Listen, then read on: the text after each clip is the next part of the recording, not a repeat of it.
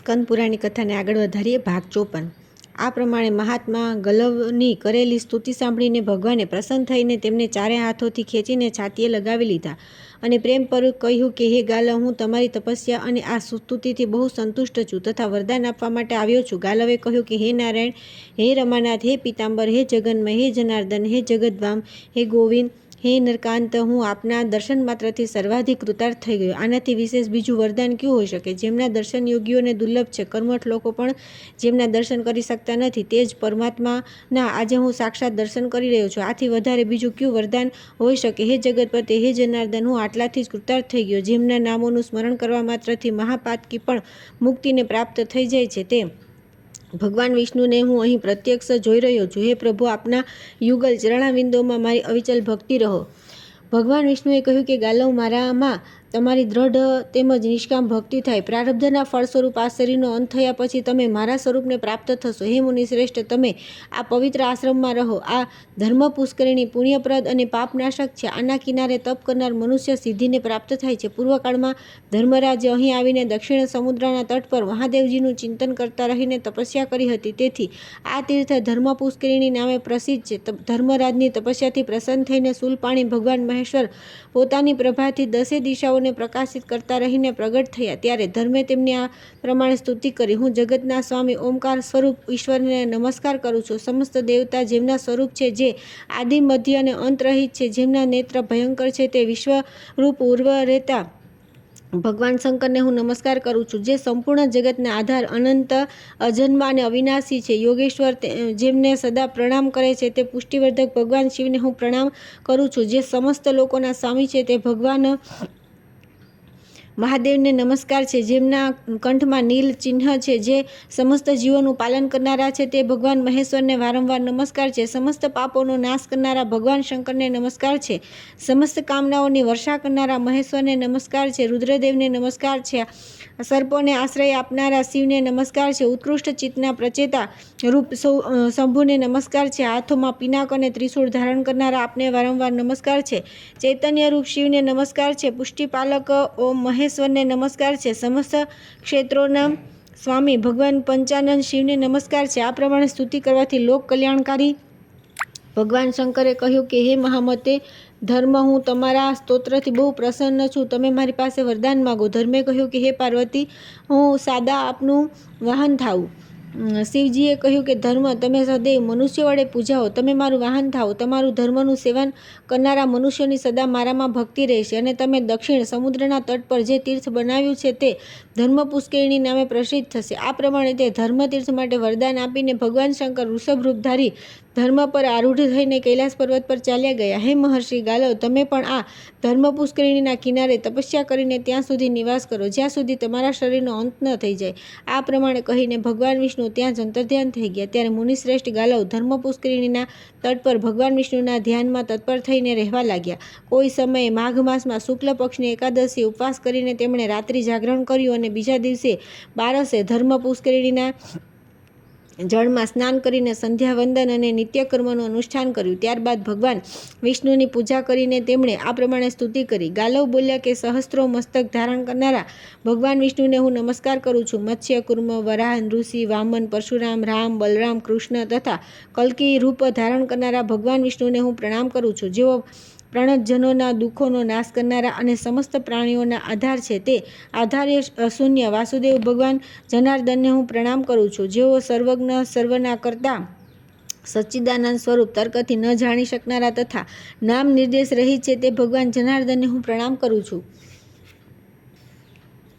આ પ્રમાણે સ્તુતિ કરતા રહીને મહાયોગી ગાલવ મુનિ ધર્મ પુષ્કરિણીના તટ પર ધ્યાનમગ્ન થઈને બેઠા. એ જ સમયે કોઈ ભયંકર રાક્ષસ સુધા પીડિત થઈને ગાલવ મુનિને ભરખી જવા લાગ્યો.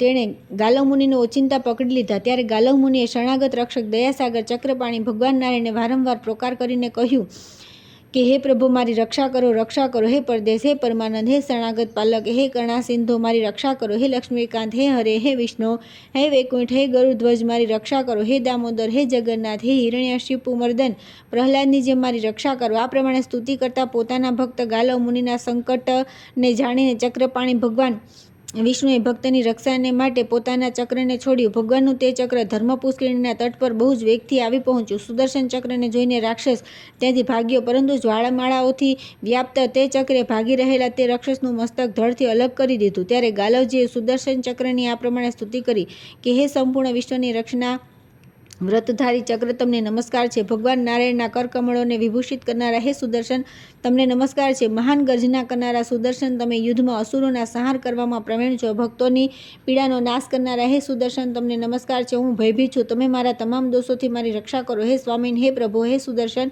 તમે સદા મુક્તિની ઈચ્છા રાખનારા જગતના હિત માટે આ તીર્થમાં નિવાસ કરો.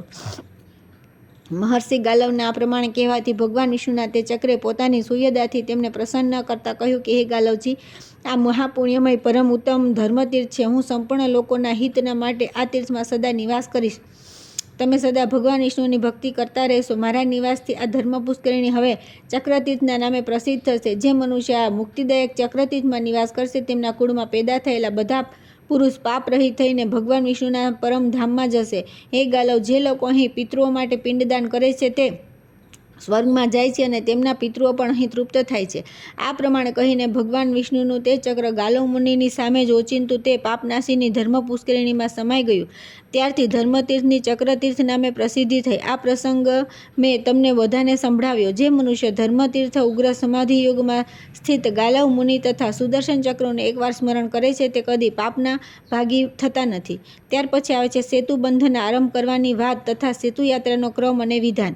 સૂજી કહે છે કે હે મુનીશ્વરો, જ્યાં જાનકી વલ્લભ રઘુકુળ શિરોમણી શ્રી રામચંદ્રજીએ 9 પથ્થરોની સ્થાપના કરીને સર્વપ્રથમ સમુદ્રમાં સેતુ બાંધ્યો હોય તો ત્યાં દેવીપતન નામે નગર છે. તેના જ એક કિનારા પર ચક્રતીર્થ છે. ભગવાન શ્રી રામે શુભ મુહૂર્તમાં સારા દિવસે દેવીપતનથી કાર્યનો આરંભ કર્યો. તેમણે પ્રારંભમાં ગણેશજીની પૂજા કરીને મહાદેવજીની આજ્ઞા લઈને પોતાના હાથે પ્રસન્નતાપૂર્વક 9 પ્રસ્તોની સ્થાપના કરી. આ પ્રમાણે તેમના દ્વારા સેતુ બંધનનું કાર્ય પ્રારંભ થતાં વાનરો પર્વત ડાળ સહિત વૃક્ષ, શિલાખંડ, લાકડા અને તૃણ રાશિ એકત્ર કરીને લાવવા લાગ્યા. નલે તે બધું લઈને સમુદ્રમાં સેતુ નિર્માણ કર્યા. તેમણે 5 દિવસમાં લંકા સુધીનો પુલ બાંધી દીધો. તેની લંબાઈ 100 યોજન અને પહોળાઈ 10 યોજન હતી. આ પ્રમાણે નલ દ્વારા તે પાપનાશક પુણ્યમય સેતુ તૈયાર કરવામાં આવ્યો. દેવીપુરની પાસે જે 9 પથ્થરો રોપ્યા છે તે જ સેતુના મૂળ છે. મનુષ્ય ત્યાં પોતાના પાપની શુદ્ધિ માટે સ્નાન કરવું જોઈએ. પછી ચક્રતીર્થમાં સ્નાન કરીને સેતુના સ્વામી શ્રીહરિનું પૂજન કરવું. દેવીપતનથી લઈને જ જે સેતુ બાંધવામાં આવ્યો છે તેના કારણે તે યથાર્થ રૂપે સેતુ મૂળ કહેવાય છે. સેતુનો પશ્ચિમ કિનારો દર્ભશયન તીર્થ કહેવાય છે અને પૂર્વનો કિનારો દેવીપતન. આ બંને સેતુના મૂળ છે. બંનેને પરમ પવિત્ર, પુણ્યદાયી અને પાપનાશક કહેવામાં આવ્યા છે. જે મનુષ્ય જે માર્ગે જે પૂર્વ કે પશ્ચિમ સેતુ મૂળના સ્થાન પર જાય તેઓ તે જ માર્ગે તે મોક્ષદાયક સેતુમૂળમાં સ્નાન કરીને પછી ચક્રતીર્થમાં સ્નાન કરે. ત્યાર પછી સંકલ્પપૂર્વક સેતુબંધ તીર્થ પર જવું. પ્રસન્નતાપૂર્વક શ્રી રામચંદ્રજીનું હૃદયમાં ધ્યાન કરીને સર્વપ્રથમ સેતુને નમસ્કાર કરવા અને કહેવું કે શ્રી રઘુવીરના ચરણથી જ્યાંની ધૂળ પરમ પવિત્ર થઈ ગઈ છે, જેઓ 10 ગ્રીવ રાવણના શિરચ્છેદનના એકમાત્ર હેતુ છે, તે સેતુને નમસ્કાર છે. જે મોક્ષ માર્ગનો મુખ્ય હેતુ તથા રામચંદ્રજીના સુયશને ફેરવનારો કેતુ છે અને સીતાજીના હૃદય કમળને વિકસિત કરવા માટે સૂર્યદેવ સમાન છે, તે સેતુને નમસ્કાર છે. આ મંત્ર વડે સેતુને સાષ્ટાંગ પ્રણામ કરીને પરમ શક્તિશાળી વેતાલ વરદ નામના તીર્થ પર જવું. ચક્રતીર્થના દક્ષિણ ભાગમાં આવેલા આ વેતાલ વરદ તીર્થમાં જે મનુષ્યો સ્નાન કરે છે તે જીવનમુક્ત થઈ જાય છે. અહીં સંકલ્પપૂર્વક સ્નાન કરી પિતૃઓને પિંડ આપવા જોઈએ. વેતાલ વરદમાં સ્નાન કર્યા પછી મનુષ્ય ધીરે ધીરે ગંધમાદન પર્વત પર જવું. આ પર્વત સમુદ્રમાં સેતુના રૂપમાં રહેલા છે. તે સેતુ રૂપી ગંધમાદન પર્વતની આ પ્રમાણે પ્રાર્થના કરવી કે હે પરમ પુણ્યમય ગંધમાદન પર્વત, તમને બધા દેવતાઓને નમસ્કાર કરે છે. વિષ્ણુ વગેરે દેવતા પણ તમારું સેવન કરે છે. હે નગર શ્રેષ્ઠ, તે જ તમારા શિખર પર હું પગ વડે ચાલીશ. મારા ચરણોથી તમારા પર પ્રહાર થશે. તે મુજ પાપાત્માના અપરાધને કૃપાપૂર્વક ક્ષમા કરો અને તમારા શિખર પર વસનારા ભગવાન શંકરના મને દર્શન કરાવો. આ પ્રમાણે પ્રાર્થના કરીને તે શ્રેષ્ઠ પર્વત પર ધીરે ધીરે પગ મૂકીને ચાલવું. ત્યાં સમુદ્રમાં સ્નાન કરીને ગંધમાદન પર્વત પર મનુષ્ય જો સરસવના દાણા જેટલું પણ પિંડદાન કરે તો તેનાથી પ્રલયકાળ સુધી પિતૃઓ તૃપ્ત રહે છે. ત્યાર પછી ત્યાં બધા તીર્થોમાં ઉત્તમ જે પાપ વિનાશન નામનું મહાતીર્થ છે તેના દર્શન કરવા માટે જવું. ત્યાં પહોંચીને સર્વ દોષર તે તીર્થમાં સ્નાન કરવું. ત્યાં સ્નાન કરવાથી મનુષ્ય વૈકુંઠ ધામમાં જાય છે. ત્યાર પછી આવે છે સીતા સરોવર અને મંગલ તીર્થનું મહાત્મ્ય. રાજા મનોજવની કથા. શ્રી સૂતજી કહે છે કે સર્વ પાપોનો નાશ કરનારા પાપ નાશનાય તીર્થમાં સ્નાન કર્યા પછી બાદ નિયમનું પાલન કરતા રહીને સીતા સરોવરમાં સ્નાન કરવા માટે જવું. રામચંદ્રજીને પોતાના સતીત્વનો વિશ્વાસ કરાવવા માટે જ્યારે જનકનંદિની સીતાએ સંપૂર્ણ દેવતાઓની સમી પ્રજ્વલિત અગ્નિમાં પ્રવેશ કર્યો અને સર્વ અંગોથી સુશોભિત થઈ તેમજ પવિત્ર રૂપે તેઓ અગ્નિમાંથી બહાર નીકળ્યા ત્યારે લોક રક્ષા માટે તેમણે પોતાના નામે એક ઉત્તમ તીર્થનું નિર્માણ કર્યું. ત્યાં સીતાજી સ્વયં સ્નાન કર્યું, તેથી તે તીર્થનું નામ સીતા સરોવર થયું. તેમાં જે મનુષ્ય સ્નાન કરે છે તેની સંપૂર્ણ કામનાઓ પૂરી થાય છે. હે વિપ્રવરો, તે તીર્થમાં સ્નાન કરીને અનેક પ્રકારના દાન આપી અને મોટી દક્ષિણાવાળા યજ્ઞનું અનુષ્ઠાન કરીને મનુષ્ય પરમેશ્વરના પરમધામમાં જાય છે.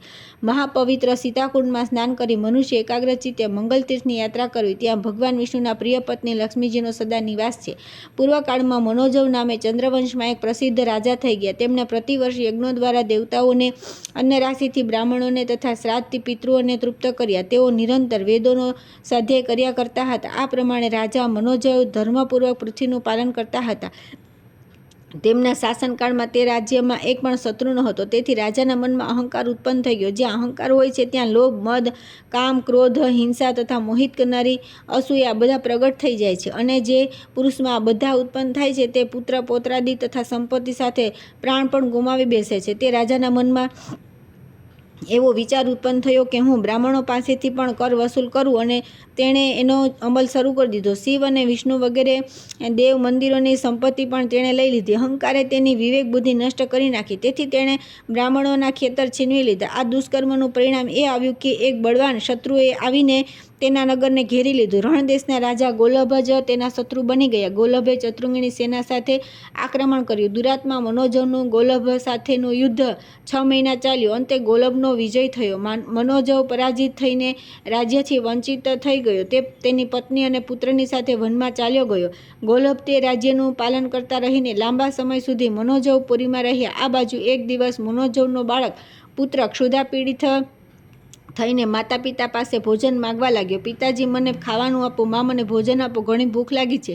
પુત્રની આ સ્થિતિ જોઈને માતા પિતા શોકથી દુઃખી થઈને મૂર્છિત થઈ ગયા. થોડું ભાન આવ્યા પછી રાજાએ તેની પત્નીને કહ્યું કે સુમિત્રે, હું શું કરું, ક્યાં જાઉં? મારી આ કેવી દશા થઈ ગઈ. મારો આ પુત્ર ભૂખથી દુઃખી થઈને થોડી વારમાં જ મરી જશે.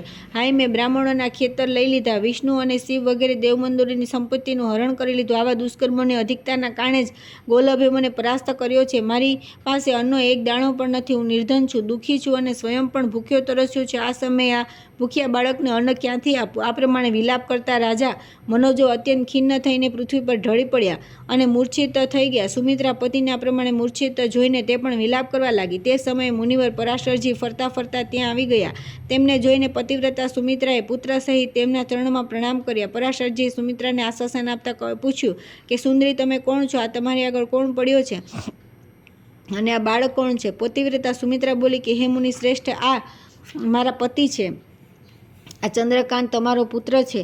મારા પતિદેવ ચંદ્રવંશી રાજા મનોજવ છે. તેઓ વિક્રમાઢ્યના પુત્ર છે. હું તેમની પતિવ્રતા પત્ની સુમિત્રા છું. ગોલભે રાજા મનોજવને યુદ્ધમાં પરાસ્ત કર્યા છે. આ રાજા મનોજવ રાજ્યભ્રષ્ટ થઈને અવલંબન રહિત થઈને પુત્ર અને પત્ની સાથે આ ભયંકર વનમાં આવ્યા છે. અહીં અમારા ભૂખ્યા પુત્રે અમારી પાસે ભોજન માંગ્યું. રાજા પાસે ભોજન ન હોવાથી પુત્રને ભૂખ્યો જોઈને શોકથી મૂર્છિત થઈ ગયા છે. રાણીની આ વાત સાંભળીને દયાળુ પરાશર મુનિએ કહ્યું કે હે સુમિત્રે, તમારે કોઈ પ્રકારે ભય રાખવો ન જોઈએ. હવે તમારા લોકોનું અમંગળ શીઘ્ર નષ્ટ થઈ જશે. આ પ્રમાણે કહીને મંત્ર જપ કરતા રહીને ભગવાન શંકરનું ધ્યાન કરી પરશુરામજીએ પોતાના હાથથી રાજાનો સ્પર્શ કર્યો. મહામુનિના હાથનો સ્પર્શ થતાં જ રાજા મનોજવ મૂર્છા ત્યાગીને ઊભા થઈ ગયા અને પરાશર મુનિને પ્રણામ કરી હાથ જોડીને બોલ્યા કે હે મુનિ, આજે તમારા ચરણ કમળના સેવનથી મારી મૂર્છા શીઘ્ર દૂર થઈ ગઈ અને મારા બધા પાતકોનો નાશ થઈ ગયો. જે પુણ્યાત્મા નથી તેને તમારા દર્શન કદાપી થતા નથી. મને શત્રુઓએ મારા નગરમાંથી બહાર કાઢી મૂક્યો છે.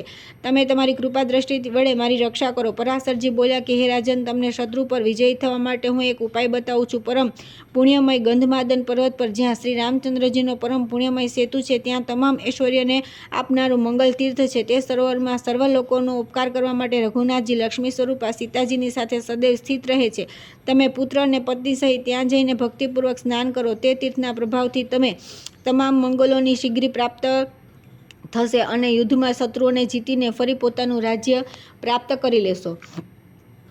આ પ્રમાણે કહીને રાજા, રાણી અને બાળક આ ત્રણેયની સાથે પરશુરામ મુનિ મંગલ તીર્થમાં સ્નાનના ઉદ્દેશથી રામસેતુ પર ગયા. ત્યાં વિધિપૂર્વક સંકલ્પ લઈને મુનિશ્રેષ્ઠ પરાશરજીએ સ્વયં સ્નાન કર્યું અને રાજા વગેરેને પણ વિધિપૂર્વક સ્નાન કરાવ્યું. રાજા, રાણી અને રાજકુમારે ત્યાં 3 મહિના સુધી નિયમપૂર્વક સ્નાન કર્યું. ત્યાર પછી મુનિએ રાજાને રામજીના એકાક્ષર મંત્રનો, જે સર્વ અનર્થોને નાશક છે, ઉપદેશ આપ્યો. રાજાએ 40 દિવસ સુધી વિધિપૂર્વક તે એકાક્ષર મંત્રનો જપ કર્યો. આ પ્રમાણે મંત્ર જપતા રાજાની આગળ એક સુદૃઢ ધનુષ પ્રગટ થયું. 2 અક્ષય તર્કસ, સોનાની મૂઠવાળી 2 તલવારો, 1 ઢાલ અને 1 ગદા, 1 ઉત્તમ મૂષળ, 1 ભયંકર અવાજ કરનારો શંખ, 1 ઘોડાઓથી જોતરાયેલો રથ, સારથી, પતાકા, અગ્નિ જેવું પ્રકાશમાન સુવર્ણમય કવચ, હાર, કેયુર, મુગટ અને વલય વગેરે આભૂષણો, હજારો દિવ્ય વસ્ત્ર અને દિવ્ય માળા, આ બધા વસ્તુઓ તે તીર્થમાંથી પ્રગટ થઈ. આ બધું જોઈને રાજાએ મુનિને આપ્યું. ત્યારે મુનિએ તીર્થનું જળ લઈને તેને મંત્રથી અભિમંત્રિત કરીને તેના દ્વારા રાજાનો અભિષેક કર્યો. ત્યાર પછી રાજા મનોજવ કમર બાંધીને યુદ્ધ માટે તૈયાર થયા.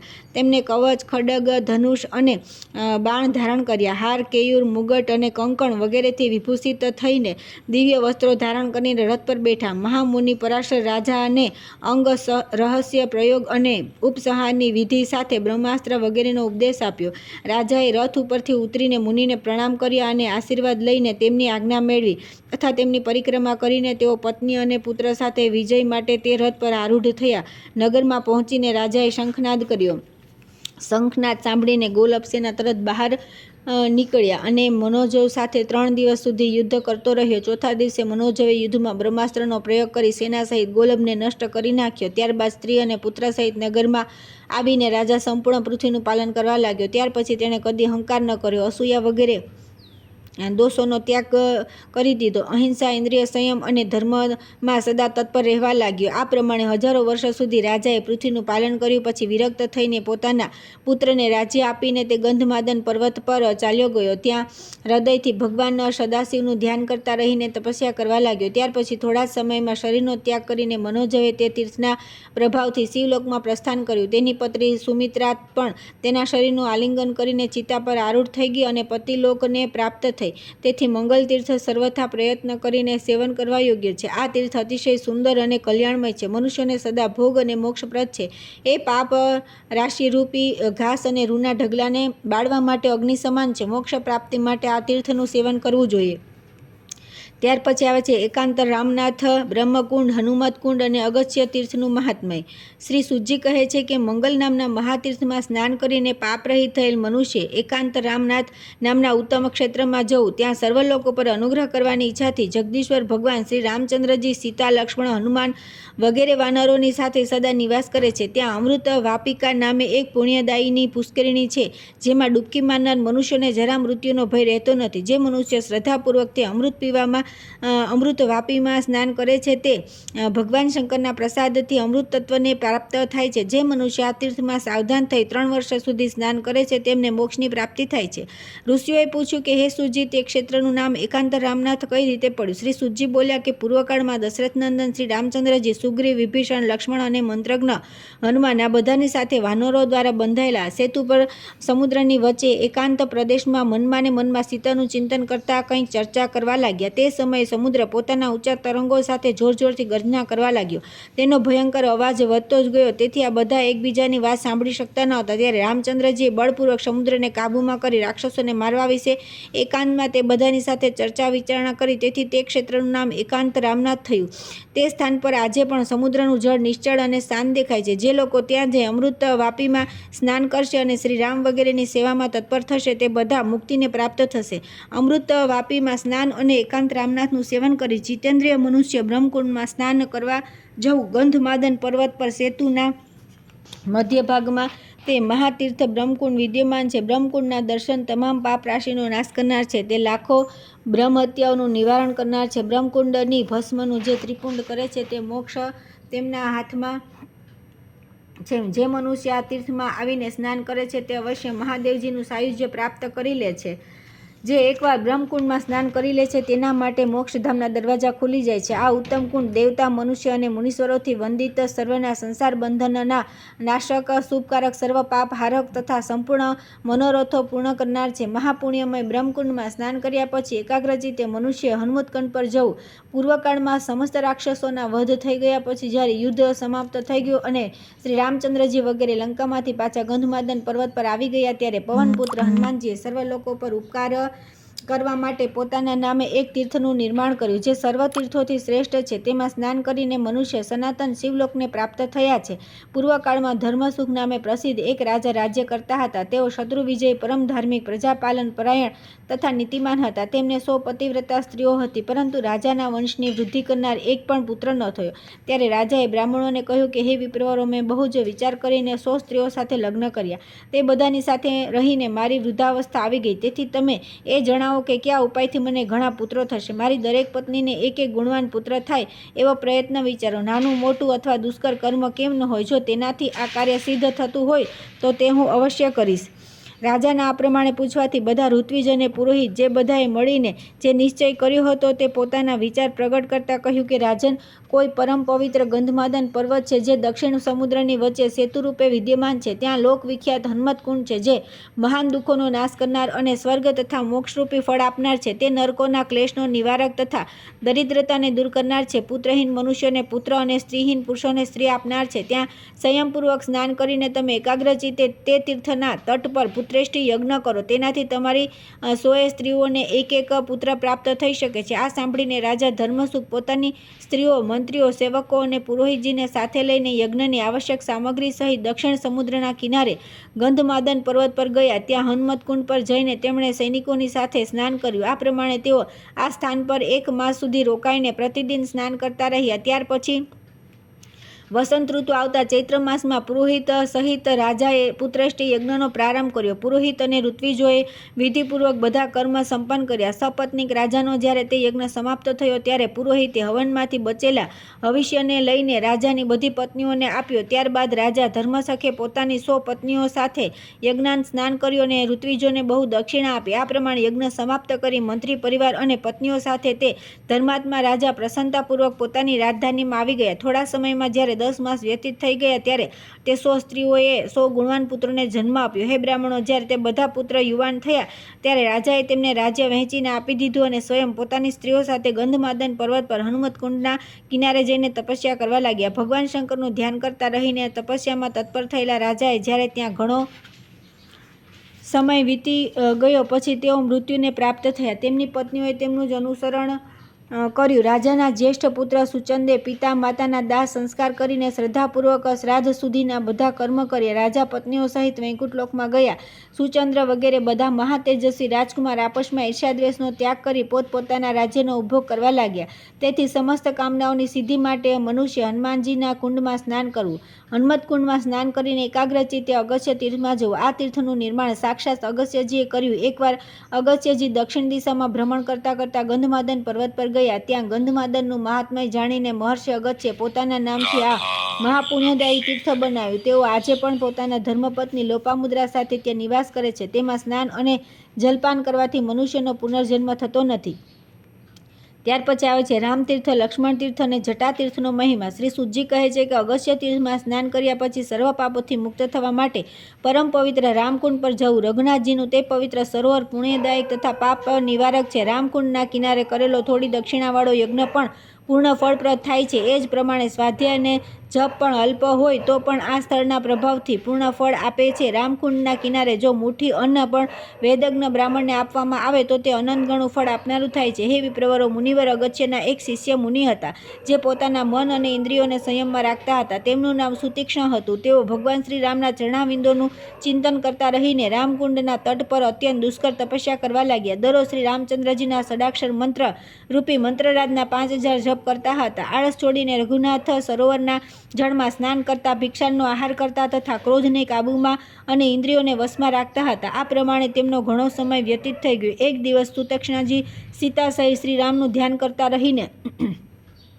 ભક્તિપૂર્વક તેમની સ્તુતિ કરવા લાગ્યા. સુતીક્ષ્ણજી બોલ્યા કે હે જાનકીનાથ, આપને નમસ્કાર છે. વિશ્વામિત્રના યજ્ઞની રક્ષાનું વ્રત લેનારા હે શ્રીરામ, આપને નમસ્કાર છે. કૌશલ્યાનંદન, આપને નમસ્કાર છે. વિશ્વામિત્રજીના પરમપ્રિય, આપને પ્રણામ છે. શિવ ધનુષ્યનો ભંગ કરનાર રઘુવીર, આપને નમસ્કાર છે. દશરથ નંદન વિષ્ણુ, આપ પરશુરામજીને જીતનારા છો, આપને પ્રણામ છે. સમુદ્રના ગર્વને હરનારા અને તેમાં સેતુ નિર્માણ કરનારા, આપને પ્રણામ છે. આ પ્રમાણે સુતીક્ષ્ણજી શ્રી રામચંદ્રજીમાં ચિત્ત પરોવીને દરરોજ તેમની સ્તુતિ કરતા રહીને સમય વિતાવતા હતા. સદા શ્રી રામના ષડાક્ષર મંત્રના જપ, તેમની સ્તુતિ અને રામકુંડમાં સ્નાન વગેરે કરતા રહીને તેમની શ્રી રામચંદ્રજીમાં અત્યંત નિર્મળ તથા નિશ્ચલ ભક્તિ થઈ ગઈ. તેમને આત્મસાક્ષાત્કાર કરાવનારું અદ્વૈત વિજ્ઞાન પ્રાપ્ત થયું અને ભણ્યા વિના ત્રણેય વેદોનું જ્ઞાન થઈ ગયું. સાંભળ્યા વિનાની વાતને પણ જાણી લેવી, બીજાના શરીરમાં પ્રવેશ કરવો, આકાશમાં વિચરણ કરવું, સમસ્ત કલાઓમાં નિપુણ થઈ જવું, જે શાસ્ત્ર કદી સાંભળ્યા ન હોય તેનું પણ વિના ગુરુએ જ્ઞાન થઈ જવું, સર્વ લોકોમાં ઈચ્છા મુજબ આવવું, ઇન્દ્રિયોથી અતીત વિષયોનો પણ સાક્ષાત્કાર થવો, દેવો સાથે વાતચીત કરવી, કીડી જેવા સૂક્ષ્મ જંતુઓની પણ વાતો સમજી લેવી તથા બ્રહ્મા વિષ્ણુ અને શિવના લોકમાં પણ ચાલ્યા જવું વગેરે યોગીઓને પ્રાપ્ત થનારી અન્ય કેટલીક દુર્લભ સિદ્ધિઓ છે, તે બધી શ્રી રામતીર્થના સેવનથી શ્રીકૃષ્ણજી પ્રાપ્ત થઈ ગઈ. તે તીર્થનો આવો જ પ્રભાવ છે. તે મોટા મોટા પાતકોનો નાશ કરનારું છે. તેના દ્વારા મોટી મોટી સિદ્ધિઓ પ્રાપ્ત થઈ છે. તે અપમૃત્યુ નિવારક, ભોગ મોક્ષદાયક તથા નરકના ક્લેશોનું નિવારક છે. તે તીર્થ સદા શ્રી રામચંદ્રજીની ભક્તિ આપનારું તથા સંસાર બંધનનું નાશક છે. રામતીર્થના તટ પર સમગ્ર લોકો પર અનુગ્રહની ઈચ્છાથી મહાન શિવલિંગ પ્રગટ થયું છે. તે તીર્થમાં સ્નાન કરીને આ શિવલિંગના દર્શન કરવાથી મનુષ્યને મોક્ષ પ્રાપ્ત થાય છે. બીજી વિભૂતિઓની તો વાત જ ક્યાં. તારક બ્રહ્મ શ્રી રામચંદ્રજી તીર્થમાં સ્નાન કર્યા પછી ચિત્તને એકાગ્ર કરી લક્ષ્મણજીના તીર્થમાં જવું, તેમાં સ્નાન કરી સર્વ પાપોથી મુક્ત થયેલો મનુષ્ય નિર્મળ મુક્તિને પ્રાપ્ત થાય છે. લક્ષ્મણ તીર્થના તટ પર જે તેમના મંત્રના જપ કરે છે, તે સર્વશાસ્ત્રોનો વિદ્વાન અને ચારે વેદોનો જ્ઞાતા થાય છે. તેના તટ પર લક્ષ્મણજીએ મહાન શિવલિંગની સ્થાપના કરી છે. જે મનુષ્ય તે તીર્થમાં સ્નાન કરી લક્ષ્મણેશ્વરનું સેવન કરે છે, તે આ સંસારમાં દરિદ્રતા, રોગ અને સંસાર બંધનથી મુક્ત થઈ જાય છે. લક્ષ્મણજીના મહાન તીર્થમાં સ્નાન કરીને પોતાના ચિત્તની શુદ્ધિ માટે જટાતીર્થમાં જવું જોઈએ. પૂર્વકાળમાં સાક્ષાત ભગવાન શંકરે ગંધમાદન પર્વત પર મનુષ્ય માત્રના ઉપકાર માટે આ અજ્ઞાનનાશક તીર્થને પ્રગટ કર્યું છે. રાવણના મરાઈ જવાથી ધર્માત્મા ભગવાન શ્રી રામચંદ્રજીએ જળમાં પોતાની જટાઓ ધોઈ હતી. તે જટા તીર્થ કહેવાય છે. તેમાં સ્નાન કરનાર મનુષ્યોના અંતઃકરણની શુદ્ધિ થઈ જાય છે. તેનાથી જ્ઞાન થાય છે અને તે જ્ઞાનથી મનુષ્યને મોક્ષ મળે છે. તે અખંડ સચ્ચિદાનંદ સ્વરૂપમાં સ્થિત થાય છે. પૂર્વકાળમાં મુનિશ્રેષ્ઠ વ્યાસજીને પ્રણામ કરીને સુખદેવજીએ પૂછ્યું કે હે तात, જેનાથી અંતઃકરણની શુદ્ધિ, અજ્ઞાનનો નાશ, જ્ઞાનનો ઉદય અને અંતમાં સનાતન મુક્તિ મળે તે ઉપાય મને બતાવો.